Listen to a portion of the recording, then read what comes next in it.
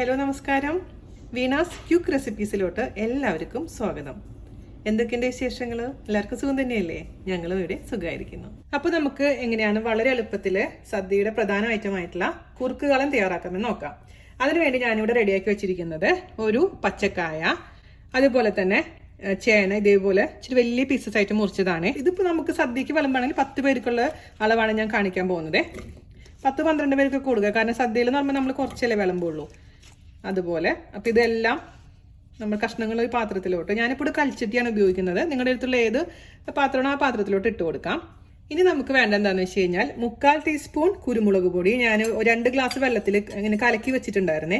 എന്നിട്ട് നമുക്കൊന്ന് just mix ചെയ്തതിന് ശേഷം മേലത്തെ പോർഷൻ മാത്രം ഒഴിച്ചു കൊടുക്കാം. അപ്പോൾ കുരുമുളക് പൊടിയുടെ ആ ഒരു മുഴുവനും ഭാഗം വേണ്ട, അതിൻ്റെ പുറത്തെ തെളിയെന്ന് പറയില്ല നമ്മൾ, അത് മാത്രം നമുക്കിങ്ങനെ ഒഴിച്ചു കൊടുക്കാം കേട്ടോ. ഇതിവിടെ ഇരുന്നോട്ടെ. 1/2 ടീസ്പൂൺ മഞ്ഞൾപ്പൊടി ചേർത്ത് കൊടുക്കാം. മിക്സ് ചെയ്ത് കൊടുക്കാം. തീ ഓൺ ചെയ്ത് മീഡിയം ഫ്ലെയിമിൽ നമുക്ക് ഇത് അങ്ങോട്ട് നന്നായിട്ട് അങ്ങ് കുക്ക് ചെയ്തെടുക്കാം. ആദ്യത്തെ കുറച്ച് സമയം ഒന്ന് അടച്ചു വെക്കാം, അതിനുശേഷം തുറന്ന് വെച്ചിട്ട് അങ്ങ് വെള്ളം വറ്റിച്ചെടുക്കാം കേട്ടോ. ഈ സമയത്ത് ഞാൻ ഉപ്പ് ചേർത്തിട്ടില്ല, അത് കുക്കായതിനു ശേഷം മാത്രമേ ഞാനതിൽ ഉപ്പ് ചേർക്കുന്നുള്ളൂ കേട്ടോ. ചേനയും കായൊക്കെ കുക്കായി നോക്കിയപ്പോൾ കുക്കായിട്ടുണ്ട് കേട്ടോ. ഇനി നമുക്ക് ഇതിലോട്ട് എന്താ ചെയ്യേണ്ടതെന്ന് വെച്ച് കഴിഞ്ഞാൽ തൈര് അടിച്ചിട്ട് ഒഴിച്ചു കൊടുക്കാം. ഞാനിപ്പോൾ ഒരു 1/2 കിലോ തൈരാണ് എടുത്തിരിക്കുന്നത്. അത് അത്യാവശ്യം പുളിയുള്ള തൈരാണ്, ഇത് ഏറ്റവും നല്ലത് കേട്ടോ.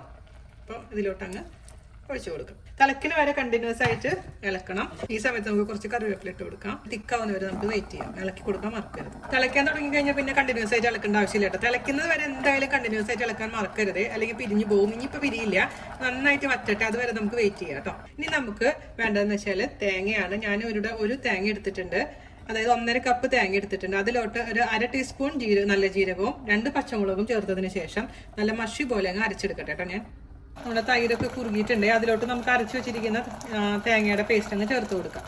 തേങ്ങയുടെ പേസ്റ്റ് ചേർത്തതിന് ശേഷം ഇത് 2-3 മിനിറ്റ് നേരം നന്നായിട്ട് തിളക്കട്ടെ. ആ തേങ്ങയുടെ പച്ചമുളകൊന്ന് മാറട്ടെ. മീഡിയം ഫ്ലെയിമിൽ തന്നെ കണ്ടിന്യൂ ചെയ്യണം കേട്ടോ. ഇത് പൊട്ടിത്തെറിക്കാൻ സൂക്ഷിക്കണം കേട്ടോ. പിന്നെ വലിയ കഷ്ണങ്ങളായിട്ട് അറിയാൻ പറയുന്നത് എന്താ വെച്ചാൽ നമ്മളിങ്ങനെ മിക്സ് ചെയ്യുമ്പോൾ ചെറിയ കഷ്ണങ്ങളായിട്ട് മാറും അത്. അപ്പോൾ ഓവറായിട്ട് ചെറുതാക്കരുത്, മീഡിയം കഷ്ണങ്ങളായിട്ട് വരും. ഇനി നമുക്കിതിലോട്ട് ഒരു 5 മിനിറ്റ് കഴിഞ്ഞിട്ടുണ്ട്. ഇതിലോട്ട് നമുക്കൊരു അല്പം ഉലുവപ്പൊടി ചേർത്ത് കൊടുക്കാം. ഒരുപാടൊന്നും വേണ്ട, ഒരു നുള്ളു മാത്രം ഉലുവപ്പൊടി ചേർത്ത് കൊടുത്തിട്ടുണ്ട്. മിക്സ് ചെയ്യാം. അതുപോലെ തന്നെ ഒരു 1/4 ടീസ്പൂൺ നെയ്യ് ചേർത്ത് കൊടുക്കാം. ഈ സദ്യയിലൊക്കെ കിട്ടുന്ന ഇതിലൊരു ഇച്ചിരി നെയ്യ് ചേർക്കും. നെയ്യ് ഒട്ടും തന്നെ കഴിക്കാത്തവർ അത് ഒഴിവാക്കാം. മിക്സ് ചെയ്യാം.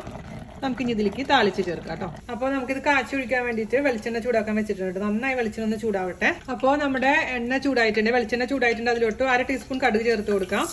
അതേപോലെ തന്നെ അല്പം ഉലുവ ചേർത്ത് കൊടുക്കാം. അതിലോട്ട് നമുക്ക് 2 വറ്റൽമുളക് ഇട്ട് കൊടുക്കാം. അതേപോലെ തന്നെ കുറച്ച് കറിവേപ്പിലയും കൂടെ ചേർത്ത് കൊടുക്കാം.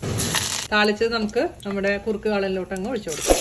നന്നായി അങ്ങ് മിക്സ് ചെയ്ത് കൊടുക്കാം. നമ്മുടെ സൂപ്പർ ടേസ്റ്റി ആയിട്ടുള്ള കുറുക്ക് കാളൻ റെഡി മണി ആയിട്ടുണ്ട്. ഇതിന് ഉപ്പൊക്കെ നോക്കിയിട്ട് എന്തെങ്കിലും കുറവുണ്ടെങ്കിൽ മാറ്റം വരുത്താം. ഞാൻ നോക്കിയപ്പോൾ എല്ലാം പെർഫെക്റ്റ് ആണ്.